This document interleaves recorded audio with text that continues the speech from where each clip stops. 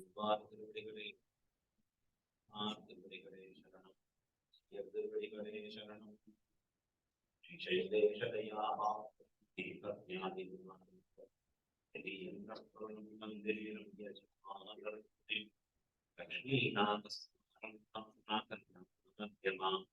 अस्मदाचार्यपर्यन्तां ते गुरुपरम्परा यो नित्यमच्युतपदां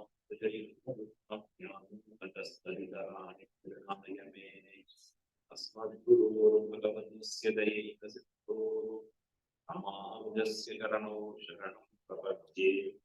मातापितायस्तनया विभूतिः सर्वं यदेव नियमेन मत्पयानाम् आद्यस्य न भवतेर्बहुलाभिरामं श्रीमत्पतञ्जलिफलं नमामि। भूतं सरश्च महतात्मयकृष्णनाथन् श्रीभक्तिसारकुलशेखरयुगिवाहान् भक्ताङ्गिरेन्दरकालयतीन्द्रनिष्ठां श्रीमत्परां कुशमुनिं प्रणतोऽस्मि नित्यम्। नीलातुङ्गस्तनगिरितटीसुप्तमुद्बोध्य कृष्णम् पारार्थ्यं स्मृतिसततिरसिद्धमध्यापयन्ति गोच्छिष्टादिकटितं ज्ञानदात्कृत्य कुन्दे उदातस्यै नमजिदमिदं पूजयेवास्तु पूज्यः अन्नवयல் புதுவை ஆண்டாள் அரங்கற்கு அன்னதிருப்பாவை பல்பதியம் விஷயால் பாடிக் கொடுத்தாள் பாமாலை பூமாலை கொடுத்தாளை சொல்லுங்கள் சூடி கொடுத்த சுடர்கொடியே சொல்வானை பாடி வல்ல வல்வளையாய் ஆடி நீர் வேங்கடவருக்கு இது என்ன நிம்மாக்கம் நாம் கடவா கடமே நன்று. ஸ்ரீமத் கிருஷ்ண சமாத்வாய நமோ நமசூனவே யதடாக்ஷைகலக்ஷ்யாம் சுலப ஸ்ரீதரஸ்ஸதம்.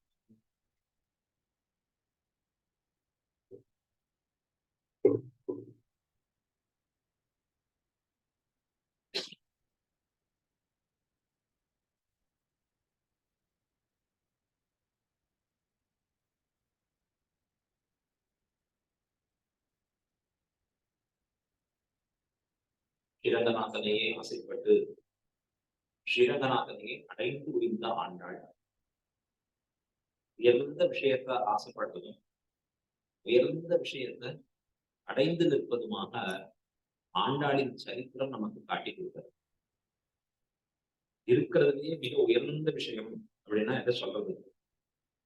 இந்த உலகத்திலே நமக்கு கிடைக்கக்கூடிய ஐஸ்வர்யம், செல்வம் முதலானவைகளா, இல்ல கல்வி கேள்விகளா, இல்லை உடல் ஆரோக்கியமா? ஒவ்வொருத்தரும் ஒன்னொன்னு சொல்லுவோம். ஆனா என்றுமே உயர்ந்து இருக்கக்கூடியதாக இருப்பது பகவத் பிராப்தி ஆகிற எம்பெருமானை அடைந்து வீழல் தான் மோட்சம். கர்ம அர்த்த காம மோக்ஷ என்கிற 4 பலன்களையும் கொடுப்பவன் எம்பெருமான். இதிலே மிக உயர்ந்ததாக கொண்டாடப்படுவது மோக்ஷம் என்பது. மோக்ஷம் என்றால் முக்திர் மோக்ஷோ மகானந்தம். முக்தி மோக்ஷம் அப்படின்னா மகானந்தம். எந்த இடத்துல போனா ஆனந்தத்திற்கு குறைவில்லையோ அதுதான் மோக்ஷம் என்று கொண்டாடப்பட வேண்டும். ஆழ்வார் தமிழ்ல அற்புதமா பாசுரத்துல அருளினார். நலமந்தம் இல்லதோர் நாடு புகுவி, நலம் அந்தம் இல்லதோர் நாடு அப்படின்னா ஆனந்தத்திற்கு எல்லையில்லாது இருக்கக்கூடிய ஒரு நாடு. அது எது? வைகுந்தமாகிற திருநாடு. வகையிலதான் பத்திரிகையில யாராவது பரம்பதிச்சா திருநாடு அலங்கரித்தார்கள் எது சக்தி. திருநாடு அப்படின்னு சொன்னாலே பரம்பதம் ஸ்ரீ வைகுண்டமாகிற திருநாடு. அங்கே எம்பெருமானுக்கு நித்திய சேவை பண்ணுவது இருக்கே, அதுதான் இந்த ஆத்மா அடைய வேண்டிய லட்சியம். இந்த லட்சியத்துல குறியா இருக்கிறவர்களுக்கு முமுக்ஷு அப்படின்னு மோட்சத்திலேயே இச்சை இருப்பவர்கள், ஆசை இருப்பவர்கள். ஒரு விஷயத்துல நமக்கு ஆசை ஏற்படுது. உலகத்துல பற்பல விஷயங்கள்ல ஆசை ஏற்படுறது. அந்த ஆசை கடைசி வரைக்கும் விடமாட்டேங்கிறது. சாப்பாட்டுல ஒரு ஆசை ஏற்பட்டதுன்னா அதுல விதவிதமா பார்க்கணும் யோசிக்கிறாரா. வேற ஏதோ விஷயங்கள் ஆசை ஏற்பட்டதுன்னா அதை தொடர்ச்சியா அதுல அனுபவம் இருக்கணும் அப்படின்னு நினைக்கிறோம். இந்த ஆசை எப்படி நீங்குவது அப்படின்னா, இந்த ஆசையை விடுறேன்னு சங்கல்பம் பண்றதுனால நீங்க போறதான்னா தெரியல. ஆழ்வார் பாசுரத்துல சொன்னார் அழகா, மங்கையர் தோள் கைவிட்டு மார்பால் மனம் சுழிப்ப நூற்பால் மனம் வைக்க நொய்வினாம் அப்படின்னு காண்பிக்கிறார் அழகா. மார்பால் மனம் சுழிப்ப மங்கையர் தோள் கைவிட்டு, இந்த மங்கையர் தோள் கைவிட்ட பிறகு எம்பெருமானை போய் அடைந்திருத்தல் அப்படின்னு சொன்னார்னா அது முடியுமான்னா முடியாது. மார்பால் மனம் சுழிப்ப எம்பெருமான் தினத்திலே மனதை வைக்க வைக்க வைக்க தன்னிடையே மற்ற விஷயங்கள்ல இருக்கக்கூடிய ஈடுபாடு நமக்கு குறைந்து கொண்டே போகும்படியா இருக்கு. மங்கையர் தோள் கைவிட்டுங்கிறது தன்னிடையே ஏற்படக்கூடியது. எதை போலே? உறங்குவான் கைப்பண்டம் போலே. தூங்கிட்டே இருக்கிறவன் தன்னறியாத கையில பிடிச்சிட்டு இருக்கிற ஒரு விஷயத்த கூட விட்டுட முடியும். ஏன்னா தூக்கத்துல ஆழ்ந்து போறச்சே தன்னிடையே கைவிட்டு போகுமாம் போலே. அப்ப மோட்சத்துல ஆசை இருக்கிறவன் சதா ஏகலட்சியானம் என்று தெரிவிச்ச. அதாவது ஒரே ஒரு லட்சியத்திலே குறிக்கோளாக இருக்கும்னா அவனுக்கு லட்சியம் என்ன? மோட்சம் தான். எம்பெருமானை அடைதல் தான். அத போலதான் ஆண்டாள் எம்பெருமானை அடைதலே தனக்கு லட்சியமாக வைத்திருந்தாள்.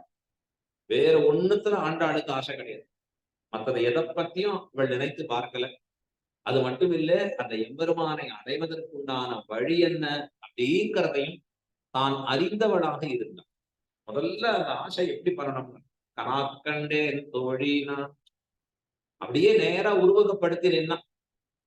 எப்படி உருவகப்படுத்தி நின்னா?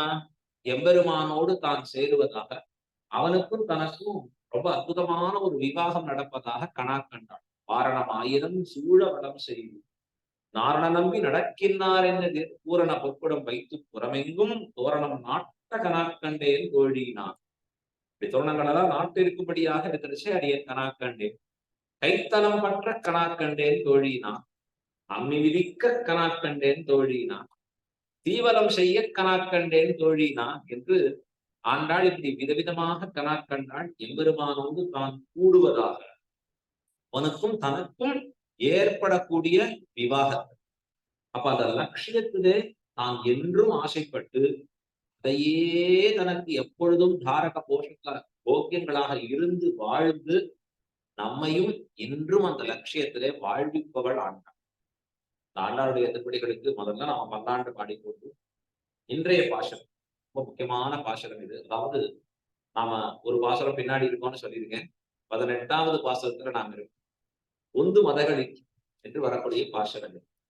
இன்றைக்கு தினம்ங்கிறது 19வது பாசனமா இருக்கணும். புத்து விளக்கறியங்கிறது. நாம இன்னும் அடுத்த பாசனத்துக்கு இனிமேதான் வரப்போறோம் நிதானமா. இப்ப உந்து மதகளில் பாசனத்திலே ஆண்டாள் ரொம்ப ஆச்சரியமான ஒரு செயலை செய்கிறார். என்னன்னா நப்பின்னை பிராட்டியை எழுப்புகிறார். இப்ப போன பாசனத்துல என்ன பண்ணா?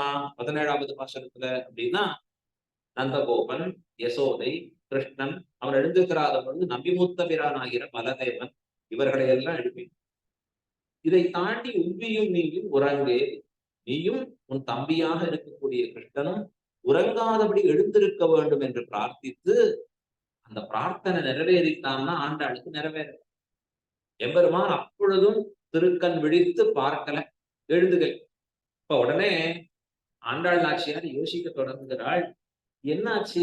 என்ன காரணத்துக்காக எம்பெருமான் இன்னும் தான் திருக்கண்ணானது மலராதபடி இருக்கிறது, நம்மை நோக்காதபடி இருக்கிறது அப்படின்னு யோசிக்கிறச்சே, ஓஹோ நாம் செய்ய வேண்டிய ஒன்றை செய்யாது விட்டு விட்டோமோ அப்படிங்கிற நோக்கிலே அவள் உணர்ந்து என்ன செய்யணும்? நாம் முறையாக வர வேண்டும். நாம எப்படி வந்துட்டோம்? முறை தப்பி வந்து விட்டோம். முறை அப்படின்னா இன்னைக்கு எங்க ஆத்து முறை அப்படின்னு சொல்லுவாங்க. உடனே அவர் பாக்குறாரு. முறைன்னு உடனே இப்படியே பாக்குறதா, முறைச்சு பாக்குறதா? நீங்க ரொம்ப அப்படி பார்க்க வேண்டாம். சாதாரணமா பார்த்தாலே அப்படிதான் இருக்கு. அப்படி இல்ல, முறை என்றால் டேர்ன். இல்ல அதற்கு இன்னொரு அர்த்தம் காண்பிக்கலாம், ஒரு சரியான நேர்வழி என்ற முறையாக பற்றுதலை ஆண்டாள் செய்ய விட்டுட்டா அப்படிங்கிறதுனாலே எம்பெருமான் எழுதுகளை. முறை தப்பி இருந்தா எம்பெருமான் தன்னுடைய அனுகிரகத்தை பண்றது இல்லை. ஏன்னா எது முறை என்றால் பகவானிடத்திலே வருவதற்கு முன்பு ஒரு சிபாரிசு கடிதத்தோட வர. யார்கிட்ட இருந்துன்னா மகாலட்சுமி பிராட்டி கிட்டே இருந்து வாங்கிட்டு வர. அவளுடைய திருவடிகளை பற்றி அதன் பிறகு எம்பெருமானை பற்ற வேண்டும் இதுதான் ஒரு கிரமம். இந்த கிரமத்தை அறிந்தவர்கள் தானே இவர்கள், நன்றாக அறிந்தவர்கள்.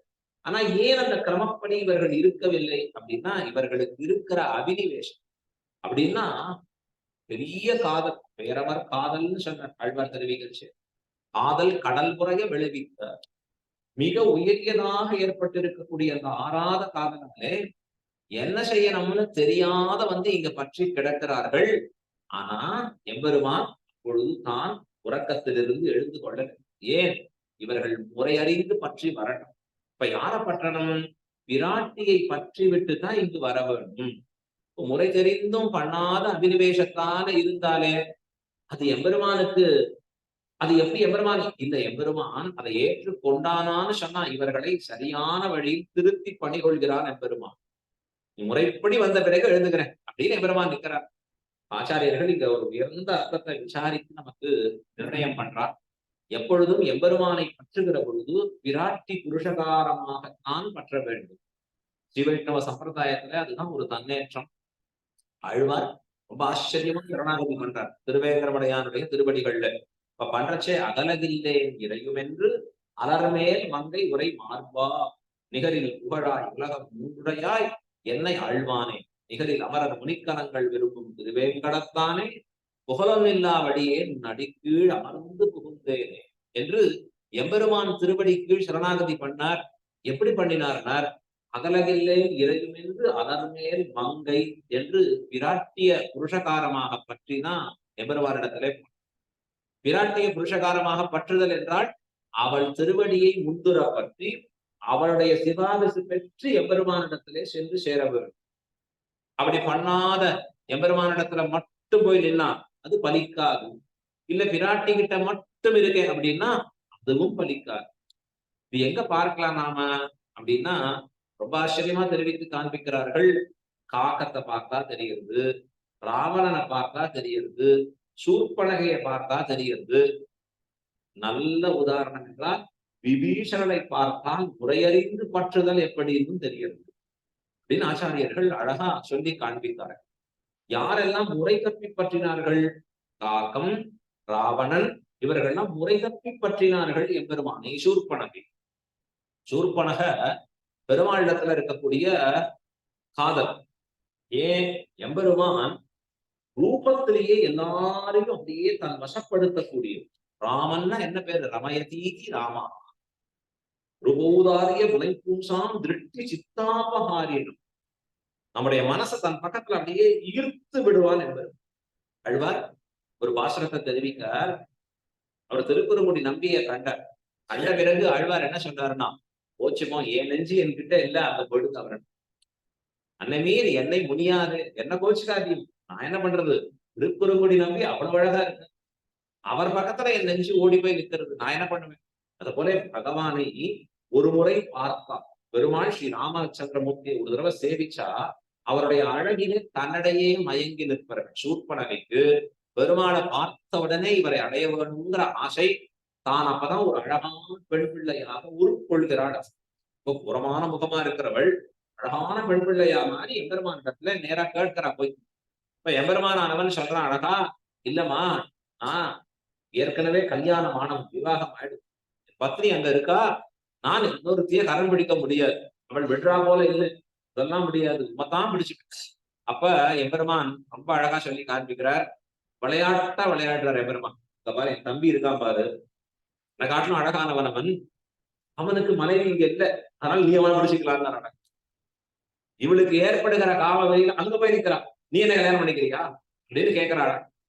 உடனே அவன் சொல்றான், நான் என்னுடைய மனைவி எங்க வீட்டுக்கு வந்திருக்கேன், ஆனா எங்க அண்ணாவுக்கு தாசனா வந்திருக்கேன், நீ எங்க அண்ணாவே பிடிச்சுக்கோன்னு அவன் திருப்பி சொல்லு. மறுபடியும் திருப்பி எம்பெருமான இடத்துல போய் நிற்கிறான். இப்ப எம்பெருமான் சொல்றான், இல்ல மனைவி எங்க இருக்கா, அவளோடுதான் நான் இருக்கக்கூடியவன்னு சொல்றாச்சு. இப்ப இவளுக்கு அந்த பிராட்டி மேல கோபம் வரும், சீதை பிராட்டி மேல. அவளை இப்ப இருக்கிறதுனாலதானே இருக்கு, நான் போய் அவளை விழுங்கி விடுகிறேன் என்று சொல்லி வேகமா போறச்சே. இப்ப எம்பெருமான் லக்ஷ்மணா விளையாட்டு போறோம்னு சொல்லி நிறுத்தி வச்சு அங்க அவள் மூக்கை அறுக்கும்படியாக செய்தான். மூக்கு அரும்படியாக ஆயிற்று சூர்பனகைக்கு. மூக்கு அறுபட்டு புறப்பட்டாள். எங்க போனா? ராமனிடத்துல போய் முறையிடுறாள். என்ன முறையிடுறாள்? பாரு, மூக்கு அறுத்துட்டான் பாரு ஒருவன், அவனை நீ போய் வதம் பண்ணணும் அப்படின்னு சொல்லி நாம என்ன சொல்லுவோம், யாராவது நம்ம அடிச்சா அவளை பத்தி எத்தனை கோபமா வார்த்தை சொல்லுவோம்.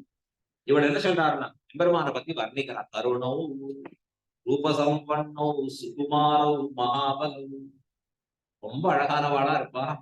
அப்படியே அவளுடைய அழகு பார்த்தா வசீகரிக்கும்படியா இருக்கும். அது மட்டும் இல்ல, ரொம்ப சுகுமாரமான திருமேனியா இருக்கும். யாரை கொண்டாடுறா, யார் மூக்க இருந்தாலும் அவளை கொண்டாடுறான். உடனே இவன் நினைச்சுக்கிறான் ராவணன், அப்ப நாம எதிர்த்து ஜெயிச்சுடலாமா அவளை அப்படின்னா, மகாபலம், மிக உயரிய பலத்தோடு கூடியவர் அப்படின்னு சூர்பனகை சொல்றான். சூர்பனகை எம்பெருமான மட்டும் பிடிச்சிருந்தாள், ஆகையாலே மூக்கருவட்டால். ராவணன் பிராட்டிய மட்டும் பிடிச்சிருந்தான், ஆகையாலே அவன் உயிரே போகும்படியாக இருந்தது. ஆனா விபீஷன் அழ்வான் இருவரையுமாக பற்றினான் விபீஷன். விராட்டிக்காகத்தான் வாதிட்டான் அவன் விபீஷன். என்ன சொல்றான், ராவணா நீ பெரிய தப்பு பண்ணிட்ட. என்ன தப்பு, எம்பெருமானுடைய தர்மபத்னியாக இருக்கக்கூடியவளை அபகரித்துக் கொண்டு வந்தாய் நீ இங்கே. எவ்வளவு பெரிய தப்பு தெரியுமா, இதனுடைய தாக்கம் உனக்கு தெரிய போறது இல்லை. உன்னால லங்கை அழிய போறது, எல்லாரும் இறக்க போகிறார்கள். நீ இந்த தப்புலேருந்து விடுவிச்சுக்கணும்னு சொன்னா ஒழுங்கா சீதையை கொண்டு போய் எம்பெருமானிடத்துல ஒப்பிச்சு அவன் திருவடிகள்ல விழுந்து மன்னிப்பு கேள், இதுதான் உனக்கு ஒரே கதி அப்படின்னு சொல்றான். இது எப்படின்னா, தீயவனா இருக்கிறவனுடைய புத்தி எப்படி இருக்கும்னா, தனக்காவும் தெரியாது, யாராவது சொன்னாலும் கேட்க.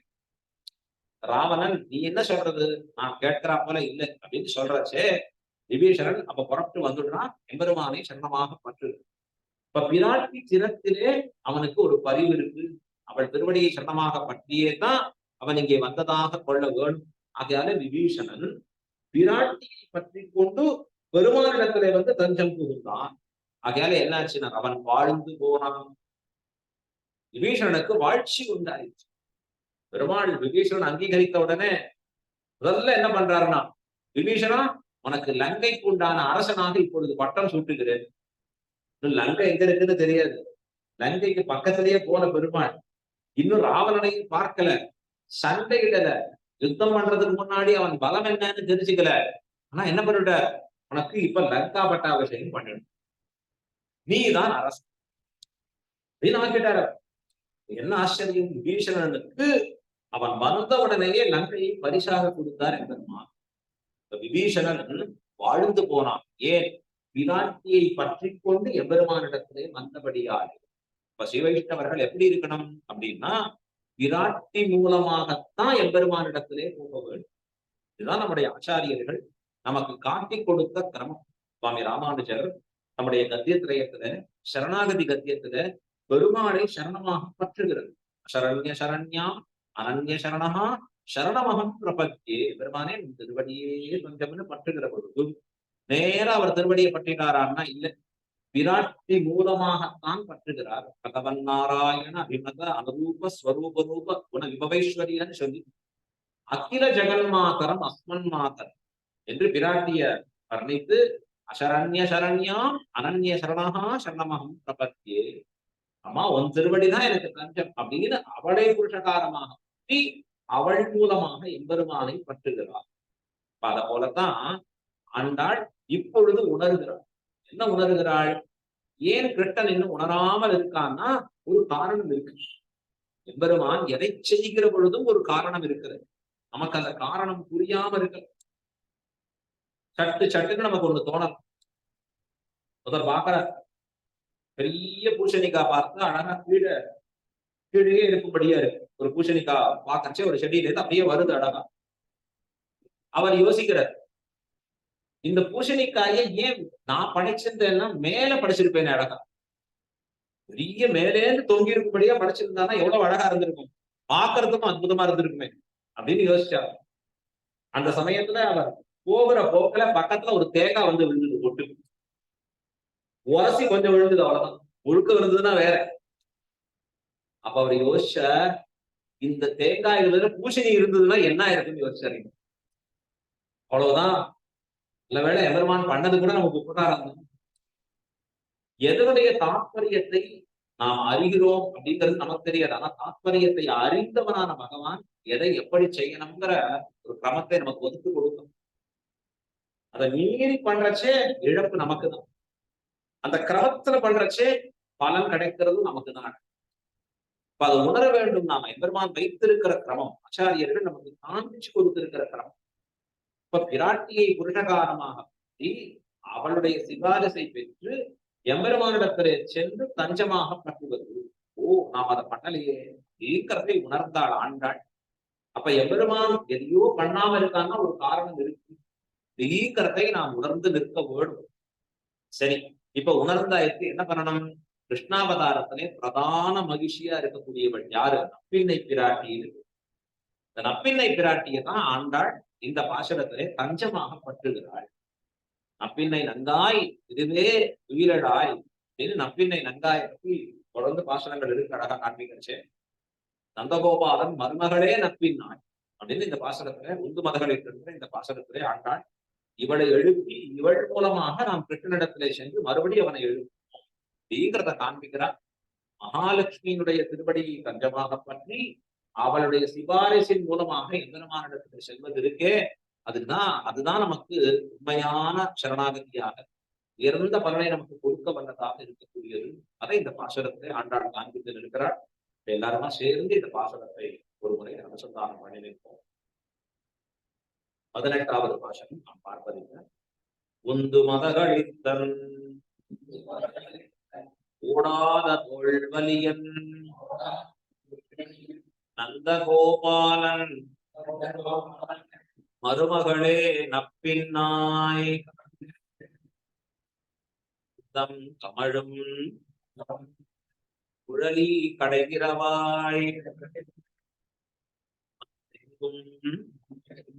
கோழி அடைத்தனதான் உதவி பந்தல் மேல்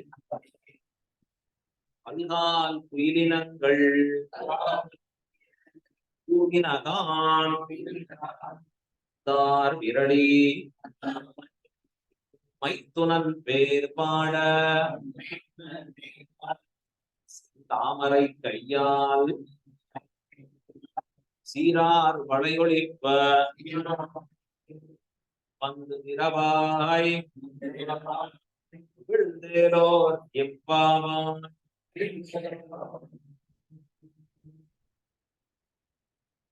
பதவுரை. உந்து மதகளிச்சன். களிறு யானை, உந்து மதகளிறு என்றால் தொடர்ந்து மதமாகிற ஜலத்தை எப்பொழுதுமே தெரிந்து கொண்டே இருக்கக்கூடிய யானை. மத ஜலத்தை நன்றாக அப்படி வெளியிட்டுக் கொண்டே இருக்கக்கூடிய யானை. அதை ஒத்திருப்பவன் உந்து மதகளிச்சன். யாரு? நந்தகோபாலன் சொல்லக்கூடிய வார்த்தை. ஓடாத தோல் வலியன். ஒரு போர் என்று சொன்னால் போரை விட்டு வெளியில் ஓடாதவனாக இருக்கக்கூடிய தோல் வலிமை பெற்றவன். யார் அவன்? நந்தகோபால். இந்த நந்தகோபாலனுக்கு இதெல்லாம் பெருமையை சேர்க்கக்கூடிய விஷயம். அந்த நந்தகோபாலன் மருமகளே, அவனுக்கு மருமகளாக வாய்க்க பெற்றிருக்கக்கூடிய நப்பின்னாய். நந்தகோபாலன் மருமகளே நப்பின்னாய். கந்தம் கமழும் குழலி. கந்தம் என்றால் வாசனை, நறுமணம். அது கமழும்படியாக இருக்கக்கூடிய குழல், முடியை உடையவளாக இருக்கிறாள், கேசத்தை உடையவளாக. குழலி வந்து எங்கும் கோழி அழைத்தனகா. எல்லா இடங்கள்லையும் கோழி அழைத்து நிற்கிறது. அதாவது காலை பொழுது ஆகிவிட்டது, கோழி அழைக்கிறது. மாதவி பந்தல் மேல், குறுக்கத்தி பூ பந்தல், பல்கால் பலதடவை குயில் இனங்கள், குயில் இனங்களாக இருக்கக்கூடிய இந்த குயில் கூட்டங்கள் எல்லாம் கூவினான் பலமுறை கூவி நிற்கின்றன. பந்தார் விரலி, பந்தை கையிலே வைத்திருக்கிறாள், அழகியதான விரலோடு கூடியவளாக இருக்கிறாள். உன் மைத்துனன் பேர் பாட, உன்னுடைய மைத்திரனாக இருக்கக்கூடிய கிருஷ்ணனுடைய திருநாமங்களை பாட, செந்தாமரை கையால், சிவந்து இருக்கக்கூடிய தாமரையை ஒத்து இருக்கிற திருக்கரங்களாலே, செந்தாமரை கையால் சீரார் வளை ஒழிப்ப, அழகு புரிந்து இருக்கக்கூடிய வளையல்கள் எல்லாம் ஒழிக்கும்படியாக வந்து திறவாய். நீ எழுந்து வந்து கதவை திறந்து விட வேண்டும். இது எப்படி இருக்கணும்? மகிழ்ந்து, மகிழ்ச்சியோட இந்த கதவை திறந்து எங்களுக்கு அனுமதி பண்ண வேண்டும், நீ எழுந்து புறப்பட்டு வர வேண்டும் என்று இந்த பாசகத்திலே நப்பின்னை பிராட்டியை எழுப்பி போருகிறாள். இவள் தான் பிரதான மகிழ்ச்சி. எம்பெருமான் எப்பொழுதுமே அவதாரங்கள் தோறும் தான் என்ன பண்ணுகிறான் அப்படின்னா, தன்னோட சில பேரை அழைச்சிட்டு வந்துடுறான். அனந்தனாகிற ஆதிசேஷனை அழைச்சிட்டு வந்துடுறான். தன்னுடைய பாரியையாகிற மகாலட்சுமி அழைச்சிட்டு வந்துடுறான். எப்பொழுதுமே அழகா விடாதபடி. அங்க இருக்கிற தீர்த்தம் இருந்ததுன்னா அதை போல ஒரு தீர்த்தத்தை அங்க உண்டு பண்ணி வந்து சேர்ந்து விடுறான். இது எப்பவுமே அவரால் அது இல்லாம இருக்க முடியாது. ஸ்ரீ ராமரா பிறந்தா அங்க சரையு நதின்னு ஓடிட்டு எப்பவுமே நாம அதை பார்க்கலாம் அழகா. இது மாதிரி எந்த இடத்துல அவன் ஸ்ரீரங்கத்துல வந்தாலும் திருக்காவேரி ஓடிட்டு இருக்குன்னு அவர் அழகா அங்கே இருந்து எப்பொழுதுமே. இப்ப எம்பெருமான் அங்கிருந்து இப்ப புறப்பட்டு வரச்சே கிருஷ்ணாவதாரத்துல அவனுக்கு மிக உயிராக இருக்கக்கூடிய நாச்சியாராக சொல்லக்கூடியவள் இந்த நப்பினை பிராட்டி என்று அவள் தான் மகாலட்சுமி ஸ்தானத்திலே கொண்டாட தகுந்தவள். ரொம்ப அழகான புராண ஸ்லோகம் சொல்றது. தொம்மாகா சர்வலோகானா தேவதேவோ ஹரிஸ்திதா என்று பிராட்டிய சொல்றது. நீ எல்லா உலகங்களுக்கும் தாயாக இருப்பவள். எம்பெருமான் உலகுக்கெல்லாம் தகப்பனாக இருக்கக்கூடியவன். அது மட்டும் இல்லை, எம்பெருமான் எப்பொழுதெல்லாம் அவதரிக்கிறானோ ராகவேன எம்பெருமான் ராகவனாக பிறந்தால் நீ சீதையாக பிறக்கிறான். எம்பெருமான் கிருஷ்ணனா பிறந்தால் நீ ருக்மிணி பிராட்டியாக பிறக்கிறாள் என்று ரொம்ப அற்புதமா இது தனியன்களை அதாவது ஸ்லோகத்துல காண்பிக்கிறார்கள். அவளுக்கு என்ன பேரு? விஷ்ணு அனபாயினின்னு. விஷ்ணுவை விட்டு பிரியாதவள், ஒரு க்ஷணம் கூட எம்பெருமானை விட்டு பிரியாதவளாக இருக்கக்கூடியவள் அப்படின்னு சொல்லக்கூடியவளா அங்க காண்பிக்கிறது. இந்த இடத்துல நம்முடைய ஆச்சாரியர்கள் ஸ்ரீ கும்பர் மகள் என்று அவளுடைய அதாவது கிருஷ்ணனுக்கு உண்டான முறையாக இருக்கக்கூடிய பெண்ணுகள் ஸ்ரீ கும்பர்னு சொல்றது அவருடைய மாமா. அவருடைய பெண்ணாக இருக்கக்கூடியவள் இவளுக்கு பேரு நப்பின்னை பிராட்டி காண்பிக்கிறார்கள் ஆச்சாரியர்கள். இப்ப இதுல புராணங்கள் எப்படி இருக்கு, என்ன திருநாமம் இருக்கு, அதெல்லாம் எப்படி ஒப்பிட்டு பாக்குறது, இது தனி ரிசர்ச். இது பார்க்க வேண்டிய விஷயம் என்பது அழகா. வெளியில ராதைன்னு சொல்றாளே மதானா இவளை சொல்றதுங்கிறச்சே அப்படிங்கிற நிறைய கேள்விகள் இருக்கிறது. நமக்கு நம்முடைய பூர்வாச்சாரியர்கள் காண்பித்தது நப்பின்னை பிராட்டி ஸ்ரீ கும்பர் மகள் என்று தெரிவிக்கிறாள். அவள் தான் பிரதான மகிழ்ச்சியாக இருக்கக்கூடியவள். அவளை இந்த பாசனத்தாலே ஆண்டாள் எழுப்பி கூறுகிறாள். ரொம்ப ஆச்சரியமா வர்ணிக்கிறாள். ஒந்து மதகளின் கூடாத தோல்வலியின் நந்தகோபாலன். வெறும்னு நந்தகோபாலன் சொன்ன ரெண்டு அடைமொழியோட அவன் அழைக்கிறா. உந்து மதகளின் நந்தகோபாலன் எப்படி இருப்பானா அப்படின்னா களிறு போல. களிறுன்னு சொன்னா யானை. இந்த யானை போல இருப்பான். இந்த யானை சாதாரணமா இருக்கிற யானை இல்ல, மதம் பிடிச்ச யானை. மதம் பிடிச்சிருக்கிறச்சே யானைக்கு அந்த மதஜலம் வழிந்து கொண்டு ஓடும்படியாக அந்த சமயத்துல பக்கத்திலேயே போக முடியாது. பாகன் பக்கத்துல போனாலும் அவ்வளவுதான் துவம்சம் தான். அந்த உந்து மதகளிற்றன் அதை போல வலிமை பெற்றிருக்கக்கூடிய நந்த கோபாலன். இது எங்க பார்க்கலாம்னா கேரளால பார்க்கலாம். ஏன்னா நாம எல்லாம் அந்த மாதிரி யானைகளை இங்க வளர்க்கறத விட்டுட்டோம். ஸ்ரீரங்கத்துல அப்படி பெரிய யானைகள் இருந்ததுன்னு சொல்லுவோம். இருக்கிறதுலயே ரொம்ப உயரமான யானை ஸ்ரீரங்கத்துல ரங்கநாதன் பேர் சொல்றாங்க. அந்த யானைக்கான வேர்ல்டுலயே அதுதான் டாலஸ்ட். அது ஹைட் உள்ள நுழையரிச்சு அப்படி ஜாக்கிரதையா நுழையணும். ஸ்ரீரங்க கஷேத்திரத்துல இருக்கிறதுங்கிறச்சு ரொம்ப ஆச்சரியமாக அதை கொண்டாடி காண்பிச்சிருக்கிறார்கள். ஆண் யானைகள் தந்தத்தோடு கூடியதாக இருக்கக்கூடிய பெரிய ஆண் யானை. இப்ப இங்க மேக்சிமம் பெண் யானைகளா மாறிடுது. இங்க இருக்கக்கூடிய தமிழ்நாட்டு பகுதியில பாக்கச்சு. இன்னைக்கும் கேரளால நாம் பார்க்கலாம் ஆண் யானைகளை கொண்டுதான் நடக்கக்கூடிய விஷயம். ரொம்ப குறிப்பா குருவாயூர்ல பார்த்தா தெரியுது. அதை சுத்தி அத்தனை யானைகளை வளர்த்து இன்னும் பண்ணும்படியா வச்சிருக்கா, நீங்க பழக்கி வச்சிருக்கா. இது வரைக்கும் ஒரு நாள் கூட அந்த மாதிரி ஒரு கடிர் அப்படி ஆனது இல்லைன்னு அவர்கள் சொல்றான். ரொம்ப ஆச்சரியமா இருக்கு அங்க இருக்கிறது கிடைச்சு. ஆனா அந்த கடிரானது ஆண் யானைக்கு எந்த சமயத்துல மதம் பிடிக்கும்னு சொல்ல முடியும். ஆனா மதம் பிடிக்கிறது மதஜலம் அப்படி சொல்லிய தொடங்குறதுன்னு சொன்னா பாகன் உள்பட ஜாக்கிரதையா இருக்கு. ஏன் யாரையுமே பார்க்காது, எதிர்த்து தூக்கி வீசிடும், அப்படியே மிதிச்சிடும். அழகா பக்கத்திலேயே போக முடியாது. அது அடங்குற வரைக்கும் ரொம்ப பொறுத்து இருக்கு. எதையோ பண்ணி பார்ப்பா. பச்சையாதாரம் கொடுக்கறது, அதுக்கு விதவிதமாக பண்ணி பார்ப்பார்கள் அங்க. இப்ப அதை போல எப்படி இருக்கான நந்தகோபன் என்பவன் மதகளிரு எப்படி இருக்குமோ அதை போலே இருப்பவனாக இருக்கிறான். உந்து மதகளிற்றன் அவ்வளவு வலிமை பொருந்தியவனாக இருக்கு. இப்ப அந்த வலிமை எப்படி இருக்கும்னா சங்கிலியை போட்டு கட்டியிருப்பான். பெரிய பெரிய கம்பிகளை கொண்டு அந்த வேலி அமைச்சிருப்பான். அங்கேருந்து சங்கிலியை அறுத்து தெரியும், கம்பிகளை உடைச்செறிஞ்சிட்டு போகும் அந்த யானை. ஏன்னா அந்த வேகம் வரைச்சு எப்படி பண்றதுன்னே தெரியாது. அத போல நந்தகோபாலன் என்பவன் அத்தனை வலிமை பொருந்தியவனாக இருக்கும். அதற்கு மேல சொல்றார் ஓடாத தோல்வலியின். ஓடாத அப்படின்னா போர் நடந்து கொண்டிருக்கக்கூடிய சமயத்திலே ஒரு நாளும் அந்த போர் இடத்தை விட்டு ஓடாத. வெற்றியோ தோல்வியோ நாம் இங்கே எதிராளியோடு சண்டை போட்டுதான் நாம் முடிவு பண்ணணும் அப்படின்னு இருக்கிறோம். பல போர்ல பார்த்தா ராஜாக்கள் என்பவர்கள் எப்படி இருப்பாங்க, தான் தான் சேனையை முன்னிருந்து நடத்துவோம், பின்னாடிதான் மற்றவர்களை வச்சு பாட. சில பேர் இருப்பா எப்படின்னா, எல்லாம் நீ முன்னாடி போ, நீ முன்னாடி போ, எப்ப நீங்க வருவேன்னா எல்லாம் ஜெயிச்செல்லாம் என்கிட்ட சொல்லியது. அந்த மாதிரி இருக்கிறவங்க ராஜான்னு பேர் இல்லை. அப்புறம் தான் யுத்தம் நடக்கிறச்சே பின்வாங்கி ஓடினான்னு சொன்னா அது பெரிய இழுக்கு. சே பாரு புறமுதுகிட்டு ஓடினான் அப்படின்னு. புறமுதுகிட்டல் என்பது சொல்றது ஒரு கோழைத்தனமான செயலாக சொல்லுவோம். அப்படி நிற்பானா இல்ல, ஓடாத தோல்வலி.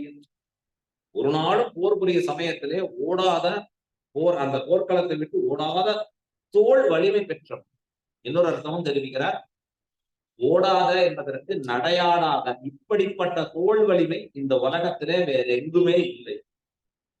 அப்படிப்பட்ட தோல் வலிமை உடையவன் யாரு? நந்தகோபாலன். இப்ப ஏன் இதை புகழ வேண்டும்? இவ்வளவு புகழதுனால என்ன ஏற்பட போகிறது அப்படின்னு சொன்னா, இவாளுக்கெல்லாம் ஒரு சந்தோஷம், திருப்தி. என்ன திருப்தி? கிருஷ்ணனுக்கு ஆபத்து இருக்குன்னு பயந்து இருக்கும் கம்சனாலே, மத்த இருக்கக்கூடிய அசுரர்களாலே ஆபத்து இருக்கிறச்சே, நல்ல வேலைப்பா நந்தகோபாலன் இருக்கார், அவர் பார்த்துக்கிறாரு. நந்தகோபாலன் எதனாலே பார்த்துப்பாருன்னா, அப்படி உந்து மதகளிற்றனாக, ஓடாத தோல் வலிமை பொருந்தியவராக, அவர் தோளின் நிழலின் கீழே இந்த பிள்ளை இருக்கிறதுனால நம்ம கவலை இல்லை. கம்சன் எப்படி பண்ணாலும் கூட நந்தகோபாலன் காத்து கொடுப்பான். பெருமானை காப்பாற்றுவதற்கு ஒருத்தர் வேணுமே, அதற்கு நந்தகோபாலன் இருக்கான்னு சந்தோஷித்திருப்பார். இதுதான் உண்மையான அடியவர்கள் நினைக்க வேண்டிய. பெருமாளை உள்ள போனா இவன் கேட்கறது, பெருமாளே என்ன பார்த்து, பெருமாளே கண்ணு இல்லையா என்ன பார்த்துக்கும். இன்னொருத்த சொல்றார், பெருமாளே என்ன மட்டும் பார்க்கும், பின்னாடி வராம அவனை பார்க்க. ஏண்டான்னா அவனுக்கு ஒத்து வராது. வேண்டியது இப்படி பெருமாள் பாக்குற, ஏண்டா எப்பப்பாரு உங்களையே கேட்கிறேன், என்னை பத்தி ஒரு வார்த்தை, உனக்குதான் பார்த்துட்டு இருக்காளே எல்லாரும், நான் தான் உண்டியல்ல போட்டேன், நான் தான் உனக்குதான் பண்ண வேண்டியதை பண்ணிட்டேன், பாரு உன் பயம்னு எழுதிட்டேன், பாரு பண்ணியாச்சு. இப்ப நாம என்ன நினைச்சுக்கிறோம், பகவானுக்கு பண்ணுவது என்பது ஏதோ இந்த பணத்தை போட்டாச்சுன்னா, ஏதோ அவர் பக்கத்துல போய் நின்று சேவிச்சாச்சுன்னா ஒரு டிக்க போட்டுட்டே வரும், மா பண்ணிட்டேன் யாரும் பிரைஸ் பண்ணா இவரே பண்ணிக்க பண்ணிருக்கேன். ஆனா உண்மையா எப்படி பண்ணணும்? உனக்கு கொடுத்ததே அவன். எப்படி இருக்குன்னா, அவன் சொத்தையே திருடி திருப்பி அவனுக்கே கொடுக்குற மாதிரி. திருப்பி கொடுக்கறது கூட முழுமையா கொடுக்கல, திருடினது 1,00,000, கொடுத்தது 10 ரூபாய். அவனுடைய வஸ்துவை கொண்டு அவனுக்கே திருப்பி கொடுக்கும். ஸ்ரீரங்கத்துல நம்பெருமானுக்கு இந்த நீலநாயக கண்ணு இருக்கு, அது அப்படியே ஜொலிக்கும் பார்த்தா. விதவிதமான ஆபரணங்கள், ஒரு வச்சிருக்கிற ஆபரணங்களை பார்த்தா நினைச்சே பார்க்க முடியாது. இந்த காலம் இல்ல, அந்த காலத்துல அவ்வளவு இருக்கு. அத்தனை இழந்திருப்பானா. அந்த ஆபரணத்தை பார்க்கறச்சே அந்த அங்க ஒரு பதவியில இருக்கிறவனுக்கு யோசிச்சார், இதே மாதிரி நாம வச்சுட்டா ரொம்ப நல்லா இருக்கும். இப்ப அத களவு கண்ட யாருக்கும் தெரியாம போய் எடுத்துட்டு போயிட்டு என்ன பண்றாருன்னா, எங்கேயாவது வெளியூர் போறச்சே இதே மாதிரி ஒரு டூப்ளிகேட் பண்ணி வச்சுடுவோம். எப்படி இருக்குன்னா, ஒரிஜினல் கார்டும் டூப்ளிகேட் தான் நல்லாவே இருக்கு. ஒரிஜினல் கூட அந்த அளவுக்கு இருக்க மாட்டேங்க. இப்ப எங்கேயோ போனா ஒரு டூப்ளிகேட்டா இருக்கிற ஒரு வஸ்துவை வாங்கி வைக்கலாம் அப்படிங்கிற நினைவிலே அவர் போயிட்டு திரும்பி வர, அது ஆர்டர் ஆகி வரது கொஞ்சம் டைம் ஆகும் போடு. அதுக்குள்ள ஊர்ல ரொம்ப பெரிய சச்சரவு ஆயிடுது. ஐயோ காணுமே இது என்ன நம்பெருமாளுடைய அற்புதமான அந்த ஆபரணம் காணுமே. அவர் பார்த்தா ஒரு பயம் வந்துடுது. கடைசியில நாம எடுத்தோம் கண்டுபிடிச்சிட்டாரு. அவர் திருப்பி மறுபடியும் வெளியில கிளம்பி போயிட்டு, நான் இது எங்க இருக்குங்கிறத பார்த்து தேடிட்டு வரேன் அப்படின்னு சொல்லிட்டு அவர் கொண்டு வந்து, ஒரு நாள் வெளியூர்லாம் சுத்திட்டு நான் கஷ்டப்பட்டு தேடி யார்கிட்டயோ கிடைச்சது, அதை வாங்கிட்டு வந்தேன், இவன் திருடினா எதையோ சொல்லி கொண்டு வந்து சேர்க்கிறாருன்னா, சேர்க்கரைச்சு ஒரு பெரிய விழா. அப்படி தலையில ஒரு கட்டை வச்சுட்டு, அவரு அந்த நீலநாயக கண்ணை வச்சுட்டு, எல்லாரும் கொடை சூழ பெரிய தாளம் மோளம் எல்லாம் முழங்க கொண்டு வந்து சேர்க்கிறேன். யாரும் அறியாம திருடினது, ஆனா கொண்டு வந்து சேர்க்கறது என்னமோ இப்படி எல்லாரும் கூட அறியும்படியா. நாம பண்றதே இந்த ஆத்ம சமர்ப்பணமே அப்படிதான் பண்றோங்கிற ஆச்சாரிய. சோரேன ஆத்மாபகாரினா ஹிம்சேன நகிருதம் பாபம்னு கேட்கிறேன். ஏன்னா இந்த ஆத்மாவை இவ்வளவு நாள் நீ உன்னதுன்னு நினைச்சியே, அதுவே பெரிய தப்பு. அதை நீ திருப்பி சொல்றையே, இந்த ஆத்மாவை உனக்கு சமர்ப்பணம் எம்பெருமான் பண்றேனே அப்படின்னு சொல்றையே, அதுவே எப்படி தெரியுமா, அவனுடையதை எடுத்து அவனுக்கே சமர்ப்பிக்கிறா போல. ஆத்மாவே அப்படிப்பட்டதுன்னு சொல்லிட்டா மற்ற வஸ்துக்கள்லாம் என்ன சொல்றதுக்கு இருக்கணும் இல்லையா?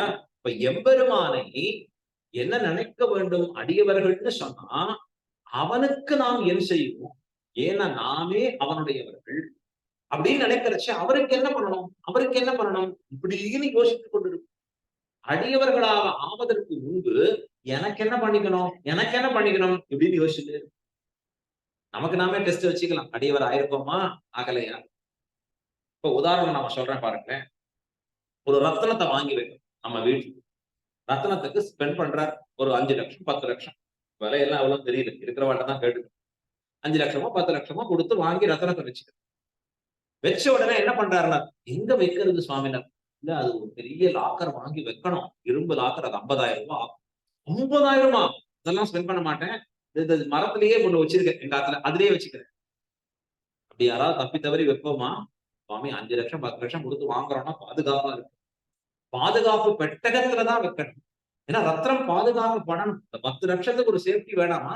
பரவாயில்ல 50,000 இருந்தா பரவாயில்ல. 50,000 செலவழிச்சா பரவாயில்ல. அப்படின்னு ரத்னத்தை பாதுகாக்கணும். உலகத்திலேயே தலை சிறந்த ரத்னமான பகவான் அர்ச்சாரூபியா வந்திருக்காரு. அவரை பாதுகாக்கிறதுக்கு நம்ம என்ன பண்ணிருக்கோம்? நான் போய் இதை பண்ணிட்டேனே, அதை பண்ணிட்டேனே, அவருக்கு போய் இதை தக்க சமர்ப்பிச்சுட்டேனே அப்படின்னு சொல்லி நாம் நழுவிக் கொள்வதாலே தான் இன்றைய தினம் கோயில்கள் நம்மகிட்ட இல்லை. எம்பெருமானார் எப்படி பார்த்தார்? இந்த எம்பெருமானுக்கு ரட்சகம் என்ன? யார் ரட்சகமாக இருக்கக்கூடியவர்கள்? அவரை எப்படி ரட்சிப்பது? அந்த அர்ச்சாவதார மூர்த்தியான பகவானுக்கு. பிள்ளைவரங்காவேதாசர் கையில எப்பவும் வாளோடையே இருப்பார். பெருமாள் பக்கத்தில் விடாதவர். உறங்காவல்லிதாசன் பெருமாளுக்கு ஆபத்து தான் தான் சொல்லிப்பார். இப்ப என்ன நிலையில இருக்கணும்? பகவானுக்கு ரட்சகம் இருக்காளா என்று பார்ப்பதுதான் உண்மையான அடியவனின் நோக்கம். ஆமா நான் இதை பண்ணி முடிச்சுட்டேன், நான் அவருக்கு அதை பண்ணிட்டேன். எங்க நம்ம குழந்தைக்கு அப்படி சொல்லுவோமா? உனக்கு 10,000 போட்டுட்டேன்பா, நீ பாட்டு சாப்பிட்டு நீ பாட்டு போயிடு, எங்க வேணுமோ அங்க சாப்பிட்டு சொல்லுவோமா? ஒவ்வொரு வேளையும் பார்த்து பார்த்து பண்ணுங்க. சாப்பிட்டியா? ஜாக்கிரதையா இருக்கியா? என்னாச்சு? நான் பண்ணித்தரேன். எவ்வளவு சொல்றான் அந்த இடத்துல. அப்ப அவன் என்னுடையவன்கிற அபிமானம் வந்ததாலே, இப்ப பகவானும் என்னுடையவன் அபிமானம் வந்துடுச்சுன்னா நம்ம பார்வை அவருக்கு எது பிரயோஜனம், அவருக்கு எது ரட்சகம்னு பார்க்க ஆரம்பிச்சு நம்மை பார்ப்பதை குறைச்சுக்கும். இப்ப ஆண்டாள் நாச்சியார்கள் எல்லாம் எப்படி ஆயிட்டா? இந்த கோபிகாஸ்திரிகள் எல்லாம் கிருஷ்ணனுக்கு ஒரு ரட்சைனா கொண்டாடி நிற்கிறார். கிருஷ்ணனுக்கு ஒரு ஆபத்துனா வருத்தப்பட்டு நிற்கிறார். அவளுக்கு எம்பெருமானுக்கு ஒரு பலன் கிடைச்சிருக்குன்னு சொன்னா ஒரே சந்தோஷம். அதனால இந்த பாசுரத்துல உந்து மனகளில் ஓடாத தோல்வழியன் நந்தகோபாலன். நந்தகோபாலன் இருக்கான்ப்பா. அப்பா கிருஷ்ணனை ரட்சிக்கிறது கவலைப்பட வேண்டும். ஒருத்தர் இருக்கார், அவர் எப்பொழுதும் ரட்சித்தே இருக்க போறார் நம்ம கிருஷ்ணன். இப்படி நினைக்கிறார்கள். அப்ப எம்பெருமானிடத்திலிருந்து பெறுவது என்பதை கடந்து எம்பெருமானுக்கு செய்வது என்பவர்கள் தான் அடியவர். அவன் நம்மை ரட்சிப்பான்கிறதை கடந்து நாம் அவனை ரட்சிக்க வேண்டும் என்று நினைப்பவர்கள் தான் அடியவர். நமக்காகத்தான் எம்பெருமான் அப்படிங்கிற நினைவை கடந்து எம்பெருமானுக்காகத்தான் நான் என்று நினைப்பவன் தான் அடியவர். எம்பெருமான் என்னுடைய தாசன் இல்ல, எம்பெருமானுடைய தாசன் நான், அவருக்கு வேண்டிய நன்மைகளை செய்வது என் கர்த்தவியம் என்று உணர்ந்தவன் தான் அடியவர். எல்லாம் ஆண்டாளிடத்துல அற்புதமா பாருங்க. அதைத்தான் இங்க காண்பிக்கிறார். ஓடாத தோல்வழியன் யாரு? நந்தகோபாலன். இந்த நந்தகோபாலனுடைய என்ன சொல்றான்? மருமகளே, மருமகளேன்னு சொல்லி எழுப்பார். நந்தகோபாலனுக்கு மருமகளாக பிறந்த, மருமகளாக ஆனவள் யாரு? அங்க இருக்கக்கூடிய நப்பின்னை பிராட்டி. மருமகள்னு சொல்லணுமா? மகளே, கும்பர் மகளே அப்படின்னு வார்த்தை சொல்லணும். ஸ்ரீ கும்பர் மகள் அப்படின்னு இந்த காலத்துல பெண்கள் இடத்துல நிறைய சொல்லுவோம். கல்யாணம் ஆன பிறகு எங்க அப்பா பேரோட தான் இருக்கும், ஞாபகம் வச்சுக்கோங்க. ஒரு காலத்துல வந்தாச்சுன்னா இங்கதான் இப்படிதான் சரி அப்படின்னு இருக்கிற காலம் போய் இப்படிதான் இருக்கணும். ஏமா சரி எப்படியோ இருமா, இருந்தா போருமா. நிலைமை அப்படி ஆயிடுச்சு. அங்க அந்த காலத்துல எப்படி இருக்கும்னா விட்டு வந்தாச்சுன்னா முழுக்க இதுதான். பிராட்டிக்கு சீதைக்கு எது பிடிக்கும் அப்படின்னு சொன்னா அவளை ஜனகர் மகள் என்று சொல்வதை காட்டிலும் அவளுக்கு பிடிச்சது தசரதரின் மருமகள் என்று சொல்வது. ஸ்னுஷான பேரு மருமகள்னு சொன்ன. தசரதஸ்யாகம் அவள் தன்னை இன்ட்ரோடியூஸ் பண்ணிக்கிறச்ச என்ன வார்த்தை சொல்றான்? ஸ்னுஷா தசரதஸ்யாகம், நான் தசரதனுடைய மருமகள். அவளுக்கு அதுதான் கௌரவமா இருக்கு, அதுதான் பெருமையாக இருக்கிறது அவளுக்கு.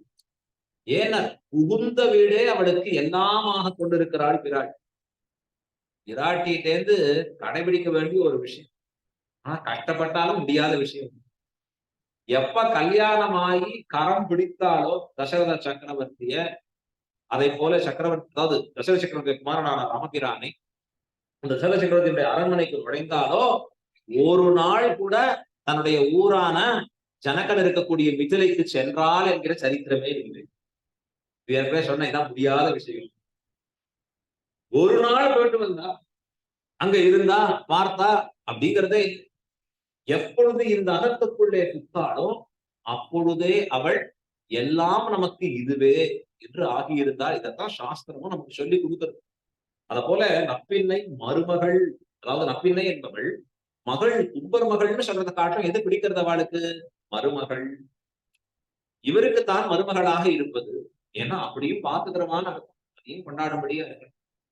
அந்த நப்பின்னை, அந்த நப்பின்னை, அதாவது முன்னாடி சொல்ற நந்தகோபாலன் மருமகளே, நந்தகோபாலுடைய மருமகளே அப்படின்னு சொன்ன உடனே நப்பின்னை கொஞ்சம் எழுந்துக்கலாமான்னு யோசிச்சா திருப்பி போர்வையை போத்திருக்கான்.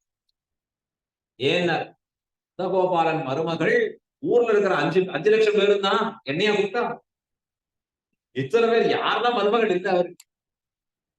கிருஷ்ணன் எந்த பையனை விட்டு வச்சிருக்கு. இப்ப எல்லாருமே தான் கிருஷ்ணனின் மனைவி, ஆகையாலே என்ன சொல்லணும் போல் இருக்கு அப்படின்னு நினைக்கிறச்சேதான் அடுத்து சொன்ன பின்னாய் போச்சு. இவ்வளவு தனித்து சொன்னா தானே தெரிய வரும். ஆகையாலே நந்தகோபாலன் மருமகளே நப்பின்னாய். என்ன சொல்றோமா, உன்னை அழைக்க தன்னேற்றம் இருக்கிறது உனக்கு, மற்றவர்களை காட்டிலும் உனக்கு ஒரு தன்னேற்றம். எதனாலேன்னா நீ ராஜ மகிழ்ச்சி. ஸ்ரீரங்கநாச்சியார் அத போல எம்பெருமானுக்கு பல மனைவிகள் உண்டு. 1000 திவ்ய மகிழ்ச்சிகள்னு சொல்றது சாஸ்திரம் சொல்லி காண்பிக்கிறச்சு. லக்ஷ்மி, பூமி, நீடா, இன்னும் பல தேவிமாராவா, திருமகள் பூமி, ஏவமற்றவர் ஆட்செய்வார் ஆழ்வார். எத்தனையோ தேவிகள் எம்பெருமானுக்கு சூழ்ந்திருந்து ஆட்செய்கிறார்கள். ஆனா யார் ராஜ மகிழ்ச்சி, பட்டத்து ராணி யாருன்னா ஸ்ரீரங்கநாச்சி. தேவதேவ திவ்ய மகிழ்ச்சி என்று சொல்ற தேவதேவ திவ்ய மகிழ்ச்சி, ராஜ மகிழ்ச்சியாக இருக்கிறார். எம்பெருமானை தன் வசப்படுத்தினவளாக இருக்கிறாள். இவள் சொல்லுக்கு கட்டுப்பட்டவனாக அவன் இருக்கிறான். அதான் இவனை சொல்றச்சையும் அவளை சொல்றச்சையும் அழகா இருக்கு. இவனை சொல்றச்சே எப்படி அழைப்பார், விஷ்ணு பத்னி அப்படின்னு சொல்ற. அவனை சொல்லச்சே எப்படி இருக்கும், லக்ஷ்மி பதி அப்படின்பா. விராட்டியின் மணவாளன் அவன். இவளை சொல்றச்சே ஸ்ரீரங்கநாதனின் மனைவி அவள் அப்படின்னு சொல்லும்படியாக இருப்பாள். நப்பின்னை என்பவள் இந்த கிருஷ்ணாவதாரத்தாலே அவதாரத்திலே பிரதான மகிழ்ச்சியா இருக்கக்கூடியவர். நப்பின்னை நங்காய், நங்காய் என்று சொல்லும்படியான வார்த்தை திருவே துயிலடாய். அதாவது நப்பின்னை நந்தகோபாலன் மருமகளே நப்பின்னாய், கந்தம் கமழும் குழலி கடைகிறவா. இப்ப அவளுடைய கூந்தலை அடுத்தது வர்ணிக்கிறாள். கந்தம் கமல், கந்தம் என்றால் மிக்க நறுமணமாக இருப்பது. அந்த கூந்தலுக்கு இயற்கையாகவே நறுமணம் பொருந்தி இருக்கக்கூடிய கூந்தல். கந்தம் கமழும் குழலி, இது என்ன காண்பிக்கிறது? அந்த குழலிலே நறுமணம் இருப்பதாலே அந்த நறுமணத்திற்கு தன்னேற்றம் எழுதிய இவளுக்கு இந்த குழலுக்கு ஒரு ஏற்றம். இயற்கையாகவே நறுமணம் பெற்றிருக்கக்கூடிய கூந்தலா இருப்பது, அது எப்படிப்பட்டதா இருக்கு? பகவானுக்கும் கூட நறுமணத்தை உண்டு பண்ணுவதாக இருக்கு. பகவான வேதம் சொல்றது சர்வ கந்தகா சர்வ ரசகா அப்படின்னு சொல்ற. எல்லாவித நறுமணமும் எம்பெருமானுடைய திருமேனியில இருக்கு. எல்லாவித ரசமும் எம்பெருமானுடைய திருமேனியில நம்ம பார்த்து அனுபவிக்க பெறோம். எம்பெருமாள் திருமேனி பக்கத்துல போனா ஆச்சரியமா இருக்கு. அப்ப திருமேனியே வேண்டாம், திருமேனியில பட்ட தீர்த்தத்தை எடுத்துக்கோ, எல்லாம் தெரியும் அழகா. சர்வ கந்தகா சர்வ ரசகா என்று அதுல பரிபடம் மிக்கதா இருக்கு.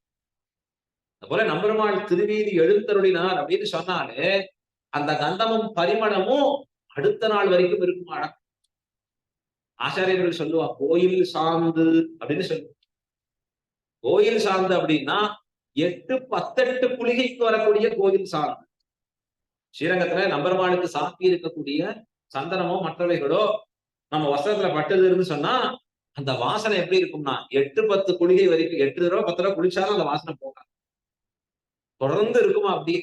இப்படி எம்பெருமானுக்கு இருக்கானே, சர்வகந்தனாக சர்வரசனாக இருக்கானே, அவனுக்கே நறுமணம் எங்கன்னா இவள் சம்பந்தத்தாலே நறுமணம். கந்தம் கமழும் குழலி, அவனுக்கே நறுமணத்தை உண்டாக்குபவளாக இவள் இருக்கிறாள். கந்தம் கமழும் குழலி கடைகிறவாய். கடை திறவாய் என்றால் கதவை திறந்து விடாய். பெரிய அற்புதமான ஒரு வெள்ளம், அமிர்த வெள்ளம், அதை அடக்கி வச்சிருக்க கூடாது. திறந்து விட்டால்தான் நாங்களும் சேர்ந்து அனுபவிக்கும்படியாக நிற்கும். கந்தம் கமழும் குழலி கடை திறவாய். அவளுடனே எழுந்துகிறதற்குண்டான காலம் வந்ததோன்னு கேள்வி கேட்கிறான். ஆமா, எழுந்து கொள்ளும்படியான வேலை வந்தது இப்பொழுது. விடியற்காலை பொழுதானது அப்படின்னு சொல்லி காண்பிக்கிறேன். எங்க விடியற்காலைக்கு உண்டான அடையாளம் என்னன்னு கேட்க, வந்து எங்கும் கோழி அழைத்தன. கோழி அழைத்தன. கோழிகள் எல்லாம் கூவான் என்றன. கோழிகள் எல்லாம் கூவ ஆரம்பிச்சிருக்கு. பாரு, கால பொழுது ஆயிடுதுன்னு சொல்றது. அந்த காலத்துல இதை கொண்டுதான் அறிந்து நிற்பர்கள். அப்ப அவர்கள் அங்க இருக்கக்கூடிய பட்சிகளோட, மிருகங்களோட ரொம்ப தங்களை இணைத்துக் கொண்டிருக்கக்கூடிய ஒரு வாழ்க்கை, இயற்கையோட கலந்த வாழ்க்கை. இன்னைக்கு இயற்கையா அது கூற மாதிரி ஒரு டியூன் செட் பண்ணிக்க வேண்டியிருக்கு. செட் பண்ணிட்டு அதை கேட்டுக்கிறோம். ஓ, இப்படி இருக்கணுமா, இப்படி கேட்கணுமா, அற்புதமா அப்படிங்கிறத இதுல இருந்து பாத்துக்க. ஆனா அந்த இயற்கையோட கலந்து பரிமாறி இருக்கிறச்சே மனசுக்கு அது இயற்கையாகவே இதமாகவே அமைந்திருக்கு. இன்னைக்கும் யோகால போய் நீங்க போய் பண்ணணும்னா ராசனா பண்ணணும், சவாசனம்னு சொல்லு. அது பண்றச்சே எப்படி இருக்கணும் அப்படின்னு கேட்டா, அந்த இயற்கையாக இருக்கக்கூடிய சப்தங்களை கேட்கணும். குயில் கூவுறது, இந்த மரம் செடி கொடிகள்லாம் அப்படி ஆடுறது, அந்த இலைகள் வந்து பண்ணக்கூடிய சப்தங்கள், இதெல்லாம் கேட்டு இப்படியே லிசன் பண்ணுங்க. டெய்லி நித்தியம் போறச்சே கேட்க வேண்டியது. அதை தவிர மத்ததுதான் கேட்கணும். ஆனா அப்ப இருக்கிறச்சு அதை கேட்கும்படியா இருக்கான். இப்ப இங்க சொல்றார், கந்தம் தமிழும் குழலி கடுதிரவாய் வந்து எங்கும் கோழி அழைத்தனா.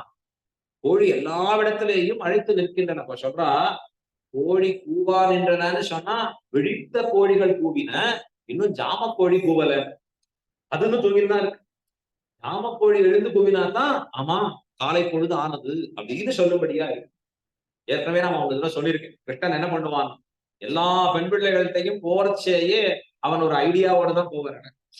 ஒரு செட்டப்போட தான் சுவாமி எழுவ கிருஷ்ணன். எப்படி அப்படின்னா, எல்லார்கிட்டையும் வாக்கு கொடுத்துருக்கு. எத்தனை ஸ்திரீகள்னா 5 லட்சம் பேர் இருக்காருன்னா யோசிச்சு பாருங்க. எத்தனை பேர் அவர் போய் சமாளிக்க வேண்டிய விஷயம். எப்படி சமாளிச்சாருன்னு நாரத பகவானே அசந்து போடும். இவ்வளவு பேரை சமாளிக்கிறதுங்கிறது சாதாரண விஷயம் இல்லையே. இப்ப அவர் ஒவ்வொருத்தருக்கும் வாக்கு கொடுத்துருக்கு. உனக்கு இந்த ஜாமத்துல இருக்கேன், அடுத்த ஜாமத்துக்கு அங்க வரேன், இப்படின்னு ஒவ்வொருத்தருக்கா சொல்லியிருக்கிறச்சே, இவர் போறச்சே கொஞ்ச நாள் இருப்பார், 2 நிமிஷம். உடனே கோழி அப்படி கூவான் இருக்கும், பாரு மணியா எடுத்து பாரு கிளம்புறோம்னு கிளம்பிடும். அடுத்த வீட்டுல போனா அதே மாதிரி, இப்படி இப்பதானே வந்தார் அதுக்குள்ள எப்படி போறாரு என்ன, கூடவே பயிர் ஒரு கோழி எடுத்துன்னு வந்திருப்பார். அதை கிள்ளினா அது கூவ உடனே கிளம்பிடுவார். அப்படிதான் எம்பெருமான் பண்ணக்கூடிய செயல்னு காண்பிப்பார். ஆச்சாரியர்கள் தெரிவிக்கிறச்சு அழகா, கிருஷ்ணாவதாரம் நமக்கு எல்லாவித ரசத்தையும் கொடுக்குது. பக்தி ரசத்திலே அப்படி திளைப்பதற்குண்டான அவதாரம் கிருஷ்ணாவதாரம். எம்பெருமானை தான் எப்படி பார்க்கணும், ஒரு மனைவியாக இருந்து எம்பெருமானை எப்படி அனுபவிக்கணும், ஒரு காதலியா இருந்து பகவானை காதலனாக பார்க்கிறது எங்க அப்படின்னா கிருஷ்ணாவதாரத்துல ஆச்சரியமாக அனுபவிக்க வேண்டிய விஷயம். இந்த பாகவதம் ரொம்ப ஆச்சரியமா காண்பிக்கிறது. இப்ப வந்தெங்கும் கோழி அடைத்தனான் அடுத்த அடையாளத்தையும் சொல்லி காண்பிக்கிறார். ஆதவி பந்தல் மேல் பல்கால் உயிரினங்கள் கூவினகான். குறுக்கத்திப்பூ பந்தலிலே படுத்து உறங்கி இருக்கக்கூடிய குயில்கள் கூட பலமுறை கூவிக்கொண்டு நிற்கின்றன. ஒரு தடவை 2 தடவை இல்லை, பலமுறை கூவுகின்றன. ஆனா மெத்தையாட்டம் இருக்குது குறுக்கத்தி பந்தல் இருக்கக்கூடிய புஷ்பத்துல. அப்படி ரொம்ப அழகா உறங்கி கொண்டிருக்கக்கூடிய குயில்கள் கூட எல்லா குயில்களும் சேர்ந்து கூட்டம் கூட்டமாக கூவி நிற்கின்றன அப்படின்னு அடுத்த அடையாளத்தை காண்பிக்கிறார். மாதவி பந்தல் மேல் பல்கால் உயிரினங்கள் கூவினான். அந்தார் விரலி உண்மை துணன் பெயர் பாட. நப்பினை படுத்துட்டு இருக்கக்கூடிய அழக வர்ணிக்கிறார். பந்து 6 விரலி, மிக அழகான திருக்கரம். அந்த கரத்திலே ஒரு பந்தை வைத்திருக்கிறாள் நப்பின். இது எப்படி இருக்குன்னா, யோசிச்சா நாங்கள்லாம் அந்த பந்து போல பிறக்கலையே, அச்சேதனமாக நாங்கள் வந்து அவதாரம் பண்ண இந்த உலகத்துல பிறக்கவில்லை. ஏன் இப்படி பந்தா இருந்தா உன் கையில அகப்பட்டு அப்படி இருந்திருப்போமே, உன்னோட இருக்கக்கூடிய ஒரு வாசம் கிடைச்சிருக்கு. இதுதான் குலசேகர ஆழ்வார் அற்புதமா ஆசைப்படுறேன். திருமலையில என்னவா பிறக்கணும், ஒரு மீனாய் பிறப்பேன், குருகாய் பிறப்பேன்னு சொல்லிட்டே வந்து கடைசியா சொல்ல, எப்பொழுதுமே உன்னுடைய அழகான அதரத்தை பார்க்கக்கூடிய ஒரு வாசல் படியாவது அடியன் கிடப்பேன், படியாய் கிடந்து உன் பவளவாய் காண்பேன். எவருமானே திருமலையில ஒரு படியாவது பிறக்க வரும். அதனால்தான் இன்னைக்கும் மூலஸ்தானம் முன்னாடி இருக்கிறபடி குலசேகரன் படி அப்படின்னு சொல்றோம். ஏன் குலசேகரன் படின்னு பேர் சொல்றோம், குலசேகர ஆழ்வார் ஆசைப்பட்ட அந்த படியா கிடக்கணும். படியான்னா அச்சேதனம் தானே, அது உயிரற்றது தானே, ஞானமற்றது தானே. அந்த அச்சேதனத்துல ஒரு சேத்தனம் வேற வரணும். என்னென்ன பவளவாய் காண்பேது, எம்பெருமானுடைய பவள வாயை கண்டு ரசிச்சுட்டே இருக்கணும். படியா கிடக்கணும். ஆனா பவள வாயை ரசிச்சு கொண்டே இருக்கணும் அப்படின்னு அவர் ஆசைப்பட்டார் குலசேகர ஆழ்வார். இது மட்டும் இல்லை, கடைசியா அவர் சொல்றார், திருமலை மேல் ஏதேனும் ஆவே, ஏதோ ஒன்னா ஆறேன் திருமலை மேல், இதுவாகணும் அதுவாகணும். அதுக்கு ஆச்சாரியர்கள் வியாக்கியானம் பண்ணா திருவேங்கடையான பார்த்து சொல்றார், நானும் அறிய வேண்டா நீயும் அறிய வேண்டா, எனக்கும் தெரிய வேண்டாம் உனக்கும் தெரிய வேண்டாம், திருமலையில ஏதோ ஒன்னா நான் ஆகியிருக்கேன். ஒரு துகளா கூட ஆகிட்டு இருக்கட்டும், பெருமாளுக்கு தெரியணுங்கிற அவசியம் இல்லை, நான் எனக்கு தெரியணுங்கிற கூட அவசியம் இல்லை, ஆனா திருமலையில ஒரு இருப்பு வேணும் என்று ஆசைப்பட்டாரா ஆழ்வார். இது ரொம்ப அற்புதமா அனந்தாழ்வான் ஒரு வியாக்கியானம் பண்ணு. அனந்தாழ்வான்னா திருவேங்கடமுடையான் தான். இந்த ஒவ்வொருத்தருக்கு ஒவ்வொருத்தர் பேர்ல பிரீத்தி அதிகம். ரங்கநாதர் பேர்ல பராசர பட்டருக்கு பிரீத்தி அதிகம். அனந்தாழ்வானுக்கு திருவேங்கடமுடையான் பேர்ல, கிடாம்பி ஆச்சானுக்கு சுவாமி ராமானுஜர் பேர். அதனாலதான் ஆச்சாரியர்கள் சொல்லுவா, அவன் அந்தந்த பெருமாளை சொல்ற திருநாமம் இருக்கு, அதை இன்னொருத்தர் எத்தனை முறை சொன்னாலும் ரசிக்காது. பராசர பட்டர் அழகிய மசாள பெருமாள் அப்படின்னு சொல்றாங்க. அனந்தாழ்வான் திருவேங்கடமுடையான் அப்படின்னு சொல்றா போல. கிடாம்பி ஆச்சான் எம்பெருமானார் அப்படின்னு சொல்றா போல இன்னொருத்தரால சொல்ல முடியாது. அவ்வளவு ஒரு ஆசை அந்த எம்பெருமான்களிடத்துல. அனந்தாழ்வான் ஒரு வியாக்கியானம் பண்றார், இது பராசரர் சொன்னது. ஆனா அவருக்கு திருவேங்கட மலையில இருக்கிற எம்பெருமான்ட்ட இருக்கிற ஆசையாலே இவரோடது விஞ்சி இருக்கிற, எப்பொழுதுமே பட்டரதுதான் நிர்வாகம் விஞ்சி இருக்கு. சுப்ரீம் கோர்ட் ஜட்ஜ்மெண்ட் பட்டர் சொல்லிட்டாரு. திவ்ய பிரபந்தம் முழுக்க பராசர பற்ற ஐதிக நிர்வாகம் இருக்கு. அதை எடுத்துட்டா அதுவே பெரிய டாபிக். திருப்பாவை ஐதிக நிர்வாகங்கள்னாலே அதுவே பெருசு. முதல்ல திருப்பாவை அடியன் 20 வருஷத்துக்கு முன்னாடி ஸ்ரீரங்கத்துல 2003 திருப்பாவையில் ஐதிக நிர்வாகங்கள் தான் ஆரம்பிச்சு. திருப்பானாழ்வார் சாரி வீராஞ்சநேயர்ல ஆரம்பிச்சிருச்சு. அதுல இருக்கிற ஐதிக நிர்வாகங்கள் திருப்பாவையில என்ன காமிச்சிருக்காரு. இப்ப பட்டர் திவ்ய பிரபந்தம் முழுக்க பல பண்ணிருக்காரு. அவர்தான் சுப்ரீம் கோர்ட் ஜட்ஜ்மெண்ட். மத்த எந்த ஆச்சாரம் சொன்னாலும் அடுத்ததுதான். ஆனா இந்த இடத்துல அனந்தாழ்வான் ஒன்றை காண்பிக்கிறார். திருவேங்கட மலையில எப்படி இருக்கணும்னா, திருவேங்கடமுடையானாகவே ஆகக்கடவே. பரவாயில்ல, தப்பு இல்லை, பிரீத்தினுடைய உயர்ந்த நிலை. என்ன அர்த்தம்னா, நான் தாசன் சேஷபூதன், இந்த சேஷபூதனாக என்னுடைய தாசத்துவம் அழிந்து சேஷியாக பகவானாக ஆவது என்பது சொரூப விருத்தம்.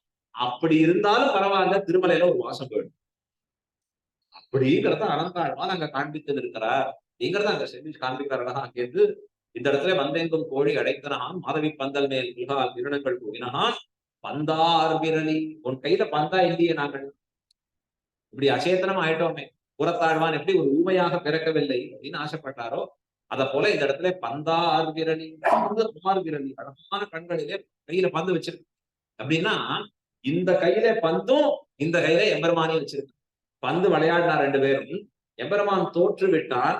இவள் ஒரு கையிலே பந்தை பிடித்துக் கொண்டு இன்னொரு கையிலே எம்பெருமானோடு அணைத்து கிடக்கிறாள் நப்பின்னை.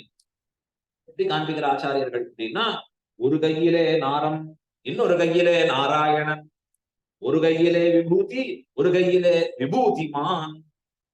என்ன ஆச்சரியம்! இப்படிப்பட்டது அழகா. ஒரு கையிலே இந்த ஜீவாத்மாக்களாக இருக்கக்கூடிய நாம் எல்லாம், இன்னொரு கையிலே பரமாத்மாவாக இருக்கக்கூடிய எம்பெருமான் தான் பிராட்டியினுடைய ஒரு தன்னேற்றம். ஸ்ரீரங்கத்துல நம்மாழ்வார் பெருமாளிடத்திலே தான் பெண் நிலைமை எய்தி தன்னிலைமையை தான் பேச முடியாத பெண்ணாக மாறி தாய் பாசனமாக பேசுகிறது. இப்ப அந்த பெண் பிள்ளையை கொண்டு வந்து ஸ்ரீரங்க அந்த மூலஸ்தானத்துக்கு முன்னாடி இருக்கக்கூடிய அந்த குலசேகர மணிக்கு முன்னாடி கிடாத்தி திருமணத்தூர்களுக்கு நடுவிலே, இவள் திறத்து என் செய்கின்னாயே, நீ என்ன பண்ற இவள் திறத்து, நீ என்ன ஆசைப்பட்டிருக்க பார், மயங்கி கிடக்க அப்படிங்கிற இடத்துல ஒரு அழகான ஒரு பாசனம் தெரிவிக்கிற. தங்களும் பகலும் இடத்துல செங்கையல் பாய் நீர் திருவரங்கத்தாய்,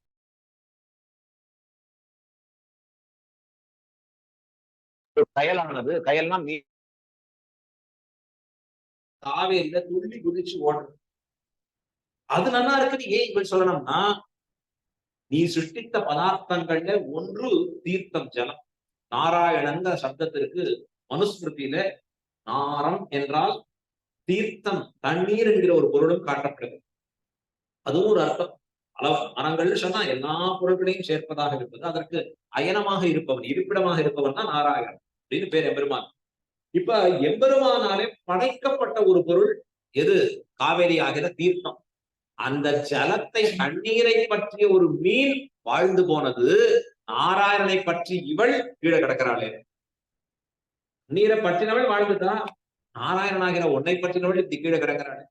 அத போல ஒரு கையிலே நாரங்களாக இருக்கக்கூடிய இந்த உலகம் விபூதி, இன்னொரு கையிலே உலகத்துக்கெல்லாம் விபூதிமானாக இருக்கக்கூடிய நாராயணன். அப்படின்னா என்ன அர்த்தம்?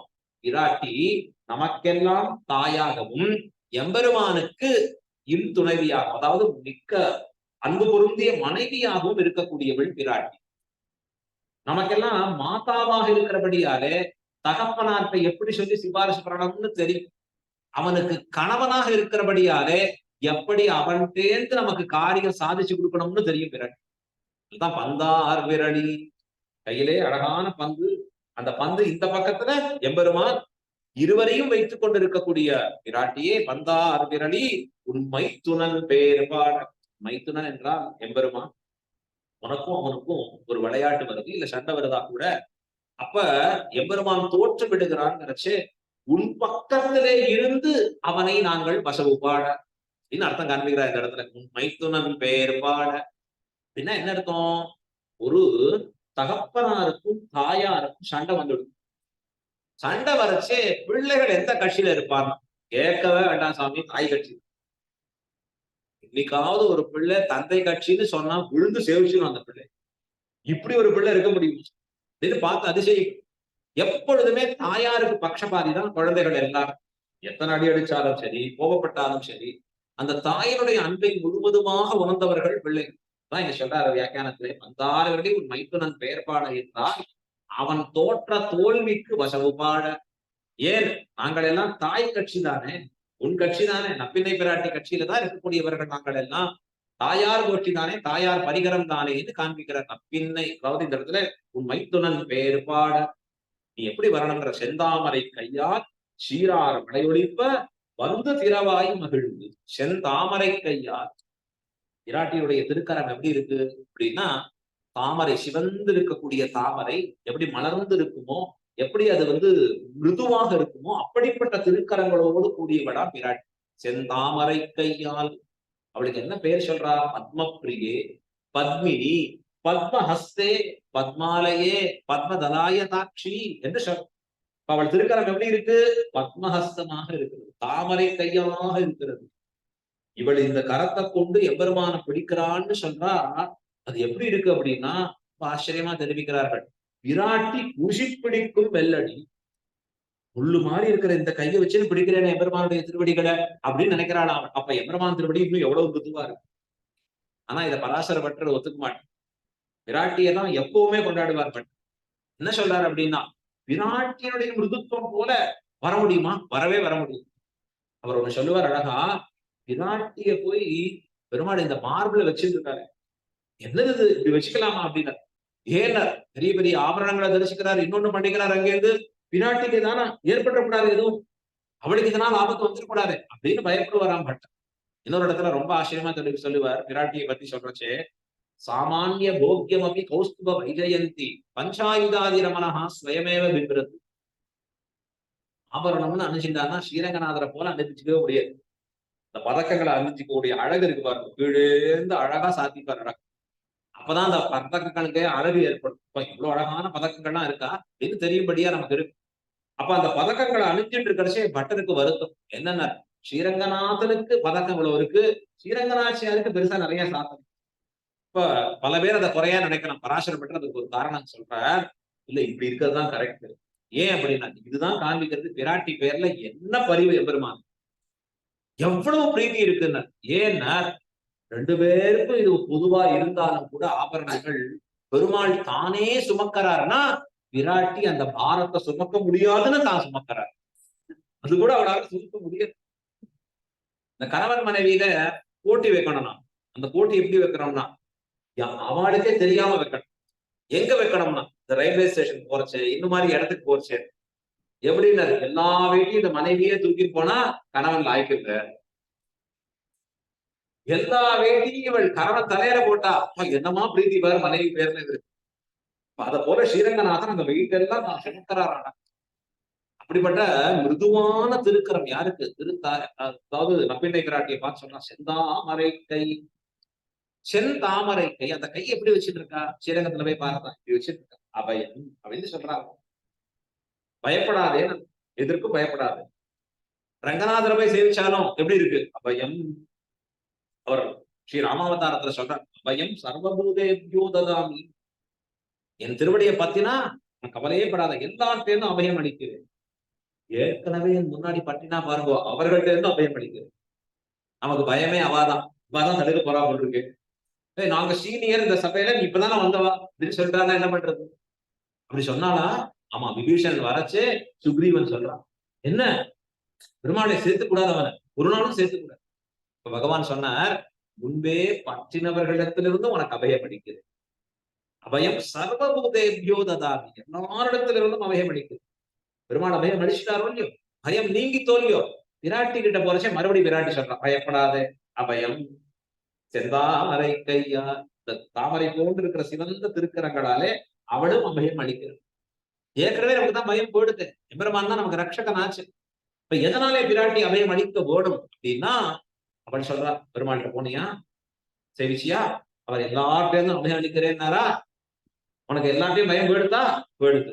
ஆனா என்ன பயம் இருக்குன்னா, எனக்கு பெருமாளை கண்டுதான் பயமே இருக்கு. விராட்டி சொன்னா, பெருமாள்கிட்ட இருக்கிற பயத்திலிருந்து உனக்கு அபயம் அளிக்கிறேன் தான் அபயம் அப்படின்னா, பகவானிடத்திலிருந்து தான் அளிக்கக்கூடிய அபயம். இது என்ன புரியலையே, ஏன் பெருமாள்கிட்ட இருந்து அபயம் வரும் அப்படின்னா, இவன் சர்வஸ்மாத் பரன், நிரல்குச ஸ்வதந்திரன்னு சாஸ்திரம் சொல்றோம். எல்லார காட்டிலும் மேம்பட்டவன், தன் இஷ்டத்துக்கு காரியம் செய்ய வல்லவன். இப்ப சொன்ன மதம் பிடிச்ச யானை அப்படின்னு சொல்றச்சு யாரும் அதை கேள்வி கேட்க முடியாது. அது போல பகவான் ஒத்தார் மிக்கார் இளையாய மாமாயம். அவனுக்கு ஒத்தவர்களும் கிடையாது, அவனுக்கு மிக்கவர்களும் கிடையாது. அவன் ஏன் இதை செய்தான், ஏன் இப்படி செய்யலன்னு யாராவது கேள்வி கேட்க முடியுமா? கேள்வி கேட்கவே முடியாது. யாராவது மேலதிகாரி இருந்தா தானே கேட்க முடியும். அவனை கேள்வி கேட்பதற்கே கிடையாது. அப்ப என்ன பண்ணலாம்? நம்ம எங்க வேணா கொண்டு போய் சேர்க்கணும். போனா போறதுன்னு வைகுந்தம் கொடுத்தாலும் கொடுக்கலாம், கொண்டு போய் நரகத்துல தள்ளுறேன் அப்படின்னு தள்ளணும். அவனை யாரும் கேள்வி கேட்க முடியாத பொழுது அவன் வச்சதுதான் சட்டம். அப்படி இருக்கிறச்சே அந்த எம்பெருமானை நமக்காக வசப்படுத்தி கொடுத்து, நம் பிள்ளை அவன், அவனுக்கு நீங்கள் அனுக்கிரகம் பண்ண வேண்டும் என்று காட்டி கொடுப்பவள் யாருன்னா விராட்டி. இந்த மகாலட்சுமி தான் நமக்கு அதை சேர்த்து கொடுப்பவளாக இருக்கிறாள், புருஷகார பூதையாக இருக்கிறாள். ஏன் எம்பெருமானுக்கே அப்படி கோபம் வரணும் அப்படின்னா, தான் சாஸ்திரங்களை கொடுத்து நம்ம பிறக்க செய்து தாஸ்காரங்களை பண்ணி நல்லத 1000 சொல்லி கொடுத்து எதையுமே பண்ணலன்னா ஒரு கோபம் வராம இருக்கு. ஏண்டா எதுவுமே பண்ணாம வந்து என்கிட்ட வந்ததுன்னா என்ன பண்றேன் பாரு, க்ஷிபாமி அப்படின்னு கோபம் வருது எம்பெருமான். அப்ப அந்த கோபத்தை பொறுப்பிப்பவள் இந்த மகாலட்சுமி. விராட்டினா அதை பொறுக்கும்படியாக செய்கிறார்.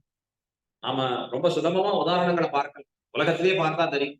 ஒரு காலத்துல நாம எல்லாம் மார்க் வாங்கி இந்த ரேங்க் கார்டோட வரோம், வீட்டுல வந்து கையெழுத்தை வாங்கிட்டு போனோம் அப்பா கிட்ட.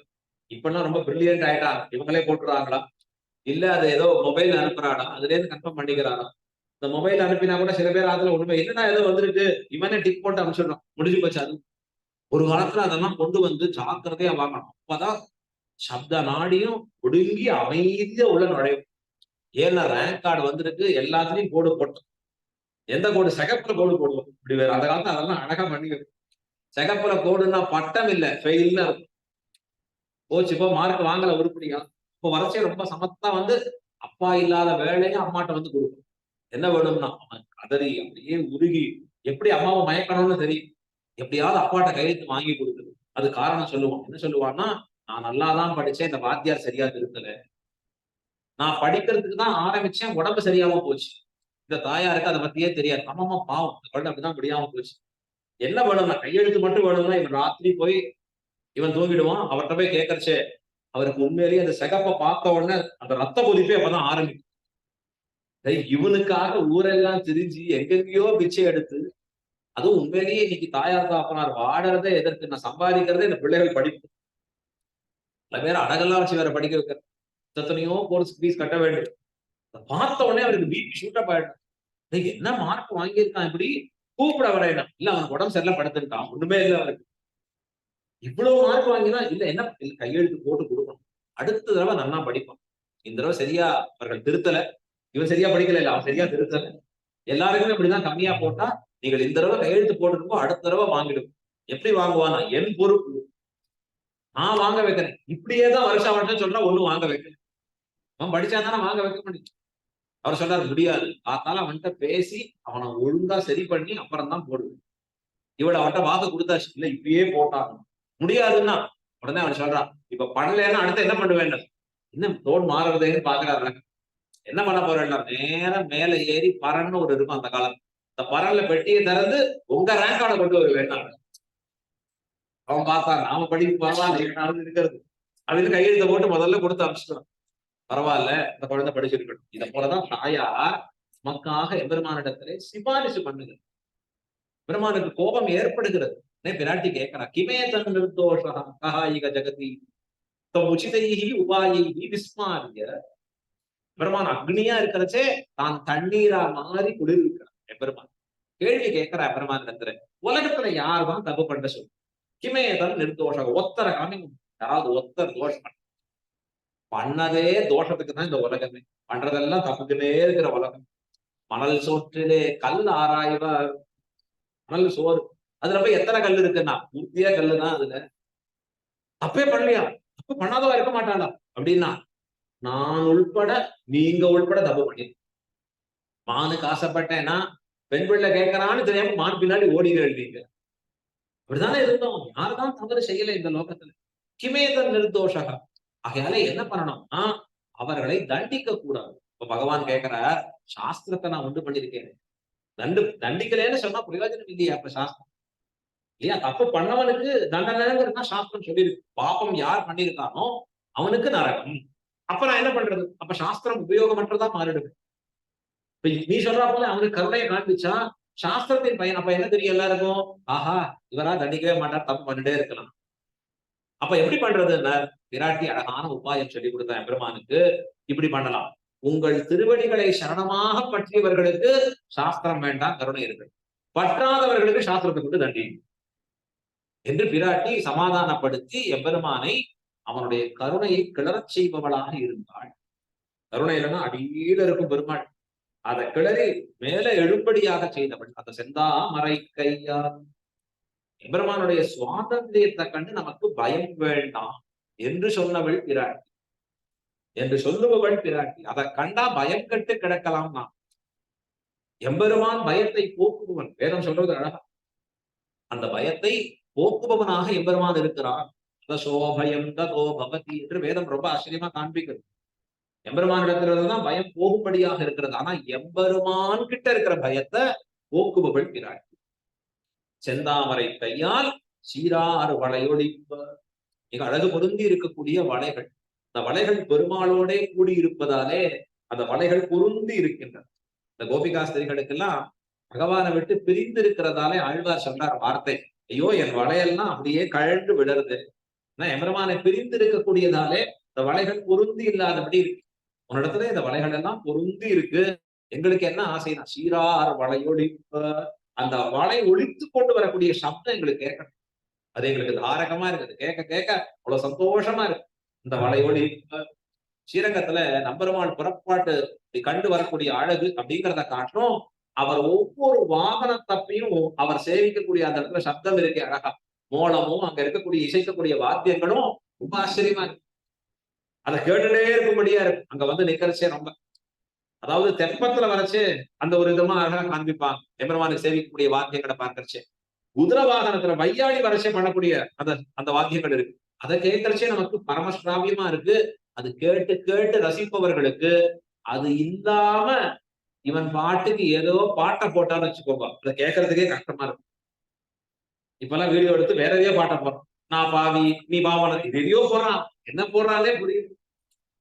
இப்ப அது கஷ்டமா இருக்கும். இவாடி எம்பெருமானுடைய அந்த சப்தங்களை கேட்கலையே, அது வாத்தியங்கிற அந்த சப்தத்தை கேட்கறதே ஆனந்தகரமா இருக்கு. அது ஏதோ பேர் சொல்றான், நிறைய பேர் சொல்றான். வீரவண்டின்னு சொல்றா, எக்தான்னு சொல்றா, இன்னும் பல பெயர்கள். ரங்கநாதனுக்கு ரங்கராஜா இல்லையா, விதவிதமான வாத்தியங்கள். அப்படிதான் இருக்கணுமா ஸ்ரீரங்கத்துல, ஸ்ரீரங்க கஷேத்திரத்துல இப்ப சீரார் வளையொலி. அந்த சப்தங்களை அந்த வளையானது ஒன்றோடு ஒன்று உரசி எழுப்ப அதை கேட்டுன்னு வரணும். சீரார் வளையொலிப்ப வந்து திறவாய், நீயே வந்து திறந்து விட வேண்டும் இந்த கதவை.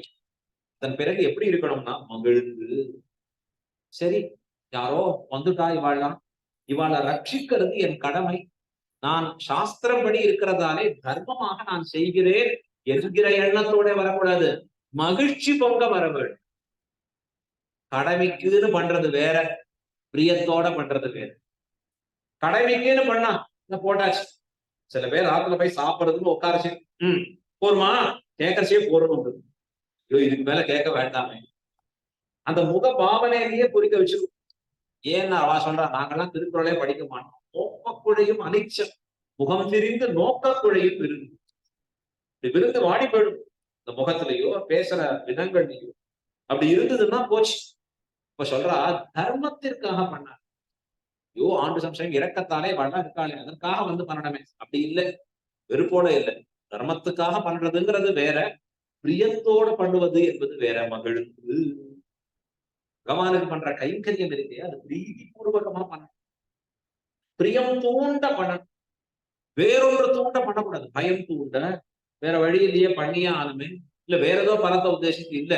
எம்பெருமானை அனுபவித்து அனுபவித்து அவர் தினத்திலே நமக்கு ஏற்பட்டு இருக்கக்கூடிய காதல், அது தூண்ட பண்ணுவதாக இருப்பதுதான் கைங்கரியம். அத போல நீங்க எங்களை வந்து திறந்து விடச்சு எப்படி இருக்கணும்? மகிழ்ந்து, ரொம்ப மகிழ்ச்சி பொங்க வந்து இந்த கதவை திறந்து விட வேண்டும் என்று நப்பினை பிராட்டிய இந்த பாசுரத்திலே பிரார்த்திக்கிறாள்.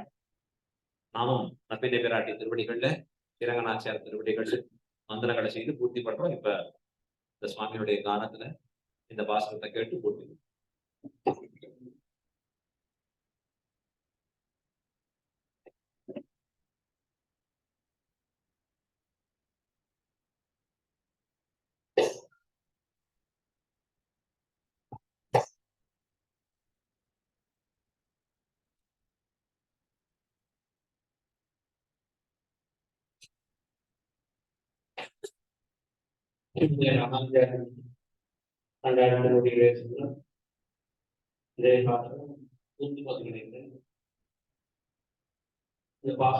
சாவேரி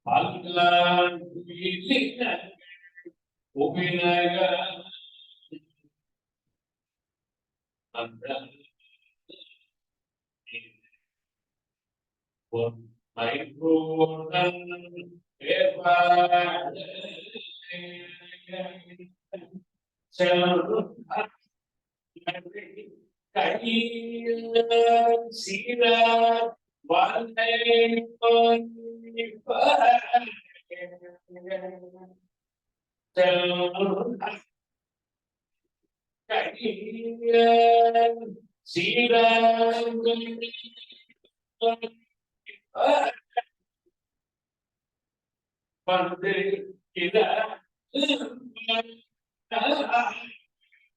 மகிழ்ந்தேன்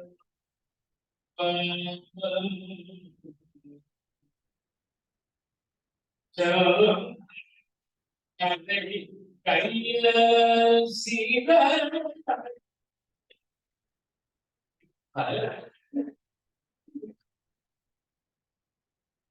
வந்து இத